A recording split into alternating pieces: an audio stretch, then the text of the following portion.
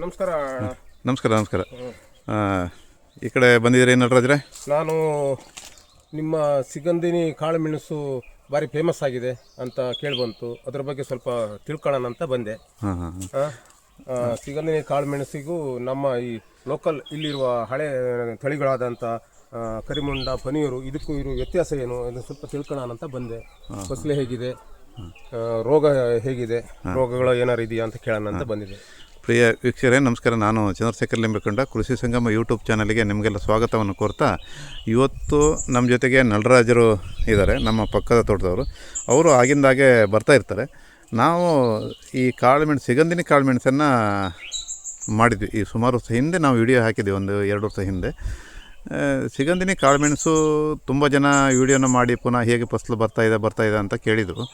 ನಮಗೆ ಇದು ಸಾಮಾನ್ಯ ಫಸಲು ನಳರಾಜರೆ, ಗೊತ್ತಾಯ್ತು. ಇದು ಅಂದರೆ ನಮಗೆ ಪಣಿಯೂರದಷ್ಟು ತುಂಬ ಚೆನ್ನಾಗಿ ಬರೋದಿಲ್ಲ ಅಂತೇಳಿ ನಾವು ತಿಳ್ಕೊಂಡು ಅದರಿಂದಾಗಿ ವಿಡಿಯೋ ಮಾಡಲಿಲ್ಲ ನಾವು. ಯಾಕಂದರೆ ನಮ್ಮ ಒಂದು ವಿಡಿಯೋ ತುಂಬ ಜನದ ಮೇಲೆ ಪರಿಣಾಮ ಆಗ್ಬೋದು ಅಂಥೇಳಿ ನಾವು ಇದು ಮಾಡಲಿಲ್ಲ. ಯಾಕಂತಂದರೆ ಒಂದು ನಮಗೆ ಇದು ಕಮರ್ಷಿಯಲ್ ಕ್ರಾಪ್ ಅಂದರೆ ಶುರುವಾಗಲಿಲ್ಲ. ಇದು ಅಂದರೆ ವಾಣಿಜ್ಯ ಕೃಷಿ ಶುರುವಾಗಲಿಲ್ಲ. ಅಂದರೆ ಇದು 5 ವರ್ಷ ಮೇಲೆ ಶುರುವಾಗುವಂಥದ್ದು. ಸಿಗಂದಿನಿ ಚೆನ್ನಾಗಿ ಬರುತ್ತೆ ಸಾಧಾರಣ. ಅಂದರೆ ಈ ಫಸಲು ಇದೆ ನೋಡಿ, ಇದು ನೀವು ಎಷ್ಟು ಚೆನ್ನಾಗಿದೆ ಅಂತ ಹೇಳ್ತೀರಾ, ಸಾಧಾರಣ ಇದೆ ಅಂತ ಹೇಳ್ತೀರಿ, ಪರವಾಗಿಲ್ಲ ಅಂತ ಹೇಳ್ತೀರಿ.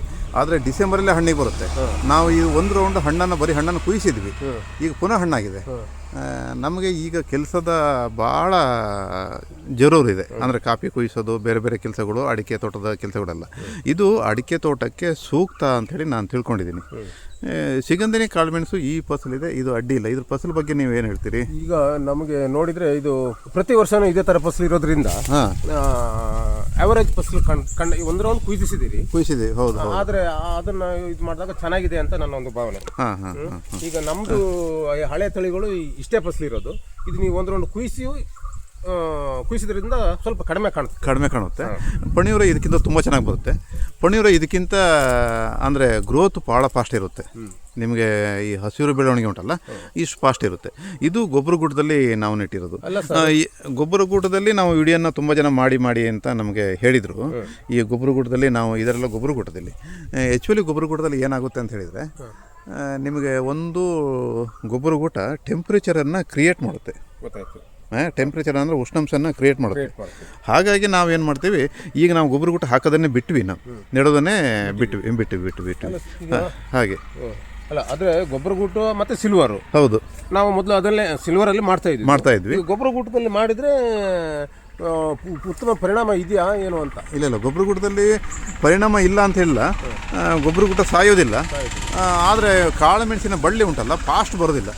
ಅದು ಸಾವು ಬೆಳವಣಿಗೆ ಕಡಿಮೆ, ಅಂದರೆ ಸಾಯ್ತಾ ಇರ್ತದೆ. ಆಗಾಗ ಟೆಂಪ್ರೇಚರ್ ಜಾಸ್ತಿ ಕ್ರಿಯೇಟ್ ಮಾಡ್ತದೆ. ಅದು ಭೂಮಿಯ ವಾತಾವರಣನೇ ಜಾಸ್ತಿ ಆಗುತ್ತೆ ಅಂತ ನಾವು ಹೇಳ್ಬೋದು. ನಾವು ಯಾಕಂದರೆ ಅದನ್ನು 3-4 ವರ್ಷ ನಾವು ತಿಳ್ಕೊಂಡು ಅದ್ರ ಬಗ್ಗೆ ಸ್ವಲ್ಪ ಅಧ್ಯಯನ ಮಾಡಿ ಬೇರೆ ಕಾಳುಮೆಣಸು ಸಿಲ್ವರಿಗೆ ಅಥವಾ ಪೊಂಗಾರಿಗೆ ಅಥವಾ ಹಾಲಣ್ಣು ಗೂಟಕ್ಕೆ ಅಥವಾ ಇನ್ನೊಂದಕ್ಕೆ ನೆಟ್ಟಾಗ ಇದೆಷ್ಟು ಪರಿಣಾಮ ಆಗ್ತದೆ ಅಂತ ತಿಳ್ಕೊಂಡಾಗ ಇದು ಸ್ವಲ್ಪ ಬೆಳವಣಿಗೆ ಕಡಿಮೆ ಅಂತ ಕಾಣುತ್ತೆ ನಮಗೆ. ಅಂದರೆ ಯಾವ್ದು ಗೊಬ್ಬರಗೂಟದಲ್ಲಿ ಸಿಗಂದಿನಿ ಸಾಧಾರಣ ಬರುತ್ತೆ. ಅಂದರೆ ನಿಮಗೆ ಸಿಗಂದಿನಿ ಯಾಕೆ ನಾನು ಎಲ್ಲರಿಗೂ ಸಲಹೆ ಕೊಡೋದಿಲ್ಲ ತೋಟದಲ್ಲಿ ನೆಡಕಂತ ಹೇಳಿದರೆ, ಒಂದು ಬೇಗ ಬರುತ್ತೆ, ನಮಗೆ ಕಾಫಿ ಸೀಸನಿಗೆ ಬರುತ್ತೆ. ಅಡಿಕೆ ತೋಟದಲ್ಲಿ ಏನಾಗ್ತದೆ ಅಂತಂದರೆ, ಅಡಿಕೆ ತೋಟದಲ್ಲಿ ಈಗ ಡಿಸೆಂಬರಿಗೆ ನಾವು ಕೊಯ್ಯಬೇಕು. ಇದನ್ನು ಪೂರ್ತಿ ಕೊಯ್ಯಬೇಕಿತ್ತು. ಈಗಾಗಲೇ ನಾವು ಕೊಯ್ಲಿಲ್ಲ, ಹಣ್ಣು ಒಂದು ಸರಿ ಕುಯ್ಸಿದ್ವಿ, ಸುಮ್ಮನೆ ಹಾಕೊಂಡ್ವಿ.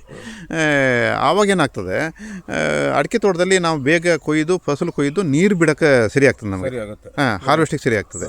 ಅದೇ ನಾವು ಫಸಲಿದ್ದಾಗ ನೀರು ಬಿಟ್ಟರೆ ನಮಗೆ ಮುಂದಿನ ಫಸಲಿಗೆ ಏಟಾಗುತ್ತೆ. ಹಾಗಾಗಿ ನಾವು ಇದು ಅಡಿಕೆ ತೋಟಕ್ಕೆ ಸೂಕ್ತ ಅಂತ ಹೇಳ್ತೀವಿ.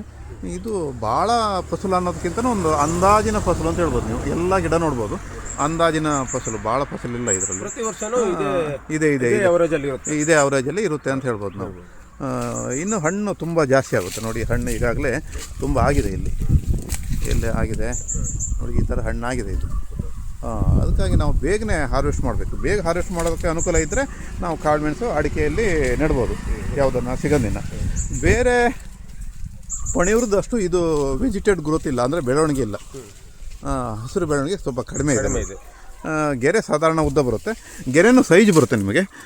ಕಾಳು ದಪ್ಪ ಬರುತ್ತೆ. ಕಾಳು ದಪ್ಪ ಇದೆ ನಿಮಗೆ. ಇಲ್ಲೆಲ್ಲ ನೋಡಿ, ಇಲ್ಲಿ ನೋಡಿ, ಇಲ್ಲೇ ನೋಡಿ, ಹೇಗಿದೆ ನೋಡಿ, ಕಾಳು ದಪ್ಪ ಇದೆ. ಕಾಳು ದಪ್ಪ ಇದೆ. ನೀವು ಪಣಿಯೂರಿಗೆ ಹೊತ್ಕೊಂಡು ಹೋದ್ರೆ ತುಂಬ ಇದೆ, ಲೀಟ್ರ್ ವೇಟ್ ಜಾಸ್ತಿ ಬರುತ್ತೆ. ಇದು ಕರಿಮುಂಡ ಸೈಜ್ ಇದೆ, ಕರಿಮುಂಡ ಸೈಜ್ ಇದೆ. ಹಾಂ ಹೌದು ಹೌದು, ಅಂದರೆ ಲೋಕಲ್ ಕರಿಮುಂಡ ಸೈಜ್ ಇದೆ. ಆ ಸೈಜ್ ಇದೆ. ಇದು ಚೆನ್ನಾಗಿ ಬರುತ್ತೆ ನೋಡಿ, ಇದು ಬಿಡದೆ ಬರುತ್ತೆ ನೋಡಿ, ಇದು ಬಿಡದೆ ಬರುತ್ತೆ.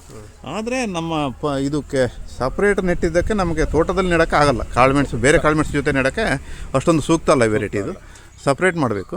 ಜೊತೆಗೆ ಈ ಗೊಬ್ಬರ ಕೂಟಕ್ಕೆ ಅಷ್ಟೊಂದು ಚೆನ್ನಾಗಿ ಬರೋದಿಲ್ಲ ಅಂತ ಕಾಣುತ್ತೆ ನನಗೆ. ಯಾಕಂದರೆ ನಾವು ಸುಮಾರು ಸರಿ ನೋಡಿದಾಗ, ಬೆಳವಣಿಗೆ ನೋಡಿದಾಗ ಯಾಕೋ ಸ್ವಲ್ಪ ಡಲ್ ಇದೆ ಅಂತ ಕಾಣುತ್ತೆ ನಮಗಿದು. ಅಂದರೆ ಈ ಸ್ವಲ್ಪ ಟೆಂಪ್ರೇಚರ್ ಕ್ರಿಯೇಟ್ ಮಾಡುತ್ತೆ ಅಂತ ನಾನು ಆಲೋಚನೆ ಮಾಡಿದೆ. ಯಾವುದರಲ್ಲಿ? ಗೊಬ್ಬರ ಕೂಟದಲ್ಲಿ. ಇದು ಸಿಲ್ವರಲ್ಲಿ ಯಾವುದರಲ್ಲೂ ಇಲ್ಲ ಸಿಲ್ವರಲ್ಲಿ ಯಾವುದೂ ನೆಡಲಿಲ್ಲ. ಸಿಲ್ವರ್ ಯಾವುದು ನೆಟ್ಟಿದ್ರೆ ಅದರ ಇದ್ರ ವ್ಯತ್ಯಾಸ ಗೊತ್ತಾಗೋದು. ಸಿಲ್ವರಿಗೆಲ್ಲ ಬೇರೆ ಕಾಳುಮೆಣಸನ್ನು ನೆಟ್ಟಿದ್ದೀವಿ ನಾವು. ಹಾಗೆ ಇದ್ರ ಬಗ್ಗೆ ಇನ್ನೇನಾದ್ರು ಕೇಳೋದಿದೆ ನೀವು? ರೋಗ ಬಗ್ಗೆ, ಇದಕ್ಕೆ ಕಾಯಿಲೆ ರೋಗ ಇದೆ. ರೋಗ ಇಲ್ಲ ಅಂತ ಹೇಳೋದು ಸುಳ್ಳು. ನಮ್ಮದು ಚರಂಡಿ ಇದೆ ನೋಡಿ, ನಮ್ಮದು ಈ ಥರ ಚರಂಡಿ ಇದೆ. ಈ ಥರ ಚರಂಡಿ ಇದ್ದರೂ ರೋಗ ಇದೆ ನೋಡಿ. ರೋಗ ಇದೆ. ಮತ್ತು ಮಿಲಿಬಗ್ ಅನ್ನೋದು ಇದೆ, ಮಿಲಿಬಗ್ಗನ್ನು ಬರುತ್ತೆ. ಮತ್ತು ಇದೆಲ್ಲ ಸ್ವಲ್ಪ ರೋಗ ಬಂದೇ ಇದಾಗಿರೋದು, ವೀಕ್ ಆಗಿದೆ. ಮಿಲಿಬಗ್ಗನೂ ಇದೆ, ಎಲ್ಲ ರೋಗನೂ ಇದೆ. ರೋಗ ಇಲ್ಲ ಅಂತಿಲ್ಲ. ರೋಗ ಎಲ್ಲ ಕಾಳುಮೆಣಸಿಗೆ ಇದ್ದಷ್ಟೇ ಇದೆ. ಆದರೆ ಬೇಗ ಬರುತ್ತೆ, ಸೈಜ್ ದೊಡ್ಡದು ಬರುತ್ತೆ, ಸ್ವಲ್ಪ ಲೀಟ್ರ್ ವೆಯ್ಟ್ ಜಾಸ್ತಿ ಬರುತ್ತೆ ಅನ್ನೋದ್ರ ಬಗ್ಗೆನೇ ಒಂದು ಖುಷಿ ಅಷ್ಟೇ, ವಾತಾವರಣ. ಮತ್ತೇನಿಲ್ಲ ನೋಡಿ. ಇದರಲ್ಲಿ ಮಿಲಿಬಗ್ ಇದೆ ನೋಡಿ, ಇದೆ ಮಿಲಿಬಗ್ ಇದೆ. ನಾವು ಒಂದು ಸ್ಪ್ರೇ ಆಗಿದೆ, ಆದರೂ ಮಿಲಿಬಗ್ ಇದೆ ನೋಡಿ ಅದರಲ್ಲಿ. ಗೊತ್ತಾಯ್ತು. ಹಾಗೆ ಅದು ಮಿಲಿಬಗ್ ಕಾಯಿ ಗರಿ ಮತ್ತು ಬೀಳಿಗೂ ಅಟ್ಯಾಚ್ ಆಗುತ್ತೆ. ನಾವು ಅದ್ರ ಬಗ್ಗೆನೇ ಇನ್ನೊಂದ್ಸರಿ ಮಾತಾಡೋಣ ನಿಮಗೆ. ನಾವು ತುಂಬ ಜನ ಮಿಲಿಬಗ್ ಬಗ್ಗೆನೇ ಕೇಳಿದ್ದಾರೆ. ಇದೆಲ್ಲ ಸೊರಗು ರೋಗನೇ ಇದೆ. ಇದರಲ್ಲಿ ಹರ್ಷಣ ಅಂದರೆ ಇದು ಸಣ್ಣ ಮಿಲಿಬಗ್ ರೋಗನೇ ಅಂತ ಹೇಳ್ಬೋದು, ಬೇರಿನ ತೊಂದರೆ ಅಂತ ಹೇಳ್ಬೋದು. ಈಗ ಪ್ರಾರಂಭದಲ್ಲಿ ಇದೆ. ಇದು ಪ್ರಾರಂಭದಲ್ಲಿ ಯಾವಾಗಲೂ ಮೆಣಸಿನ ಬೆಳ್ಳು ಈ ಬಣ್ಣ ಬಂದಾಗ ಮಿಲಿಬಗ್ ಇದೆ ಅಂತ ಅರ್ಥ ಇದೆ ಅಂತ ಆಯ್ತು. ಹೌದು. ಇದೆಲ್ಲ ನೋಡಿ, ಎಲ್ಲ ಸಿಗಂಧನೇ. ಈ ತೋಟನೇ ಸಿಗಂಧಿ ನಮ್ಮದು. ಇದೆಲ್ಲ ಸಿಗಂಧನಿ ತೋಟನೇ. ಇದು ಸುಮಾರು ಒಂದು ರೌಂಡ್ ನಾವು ಕುಯ್ಸಿದ್ದೀವಿ, ಹಣ್ಣು ಕುಯ್ಸಿದ್ದೀವಿ. ಹಕ್ಕಿ ಪಕ್ಷಿ ಎಲ್ಲ ತಿಂದು ಹಾಳಾಗುತ್ತೆ ಅಂಥೇಳಿ ಕುಯ್ಸಿದ್ದೀವಿ. ಬೀಳು ಸ್ವಲ್ಪ ಚೆನ್ನಾಗಿರುತ್ತೆ ನಮ್ಗೆ. ಇಷ್ಟು ತನಕ ಇದೊಂದು 4-5ನೇ ವರ್ಷ ಶುರು. ಇದನ್ನು ಇನ್ನೂ ಶುರು ಆದರೆ 5-6 ವರ್ಷ ಶುರು ಆಗುತ್ತೆ. ಇಷ್ಟು ತನಕ ನಮಗೆ ಕಮರ್ಷಿಯಲ್ ಕ್ರಾಪ್ ಸ್ಟಾರ್ಟ್ ಆಗಲಿಲ್ಲ, ಈಗಲೇ ಸ್ಟಾರ್ಟ್ ಆಗಿರೋದು. ಹಾಗಾಗಿ ಇದು ನೀವು ನೆಡೋದಿದ್ರೆ ಸಪ್ರೇಟಾಗಿ ನೆಡಿ, ತೋಟದ ಮಧ್ಯೆ ನೆಡಬೇಡಿ. ನೀವು ಅಡಿಕೆ ತೋಟಕ್ಕೆ ನೆಡಿ ಮಾತ್ರ. ನನ್ನ ಸರಿ ಅಂದರೆ ಅಡಿಕೆ ತೋಟಕ್ಕೆ ನೆಡಿ. ಅಡಿಕೆ ಮರಕ್ಕೆ ನೆಡೋದು ಅಥವಾ ಅಡಿಕೆ ಮರಕ್ಕೆ ನೆಡೋದು? ಅಡಿಕೆ ಮರಕ್ಕೆ ಸೂಕ್ತ ಅಂತ ಹೇಳ್ತೀರಿ? ಹೌದು ಸೂಕ್ತ ಅಂತ ಹೇಳ್ತೀವಿ ನೋಡಿ. ಇದೆಲ್ಲ ಅಷ್ಟೊಂದು ಈ ಗೊಬ್ಬರ ಗುಟಕ್ಕೆ ಅಷ್ಟೊಂದು ಬೇಗನೆ ಕಾಳುಮೆಣಸು ಬರೋದಿಲ್ಲ ನೋಡಿ. ಬಂದರೆ ಮತ್ತೆ ಅದು ಅಂದರೆ ಸ್ವಲ್ಪ ಟೆಂಪ್ರೇಚರ್ ಕ್ರಿಯೇಟ್ ಮಾಡೋದ್ರಿಂದ ನಿಮಗೆ ಬೇರೆ ಗಿಡಕ್ಕೆ ಬಂದಾಗ ಅಷ್ಟು ಸುಲಭ ಬರೋದಿಲ್ಲ, ಅದು ಸಾಯುತ್ತೆ. ಹಾಗೆ ಧನ್ಯವಾದಗಳು.